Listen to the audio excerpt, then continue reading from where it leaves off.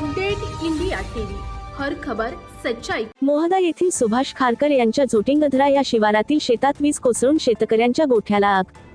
पांढरकवडा तालुक्यातील मोहदा जोटिंगधरा या शिवारातील शेतकरी सुभाष तुकाराम खारकर वय 60 यांचे शेतगट नं 168 जोटिंगधरा या शिवारात शेतातील गोठ्याला दिनांक 9 एप्रिल 2025 बुधवारी संध्याकाळी 7 वाजता दरम्यान अवकाळी हवा पावसामुळे यांच्या शेतात वीज कोसळल्यामुळे गोठ्याला आग लागली असून यात शेतकऱ्यांचे मोठ्या प्रमाणात नुकसान झाले।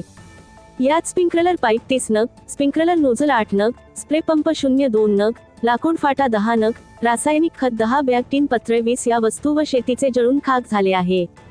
तर बैलजोडीमधील दोन्ही बैलाची डोळे गेलेल्या अवस्थेत आहे व शरीर पूर्णपणे जळलेले आहे। याची माहिती मिळताच तलाठी एस ए कन्नाके मोक्का पाहणी केली व संपूर्ण माहिती दिली। तहसीलदार साहेब यांनी फोन करून शेतकऱ्यांना बोलणे करून धीर दिला व बाबतीचा अहवाल तलाठी यांनी तहसीलदार राजेंद्र इंगळे यांना दिली असून अधिक तपास करीत आहे। मोहदा प्रतिनिधी कैलास फुलभोगे।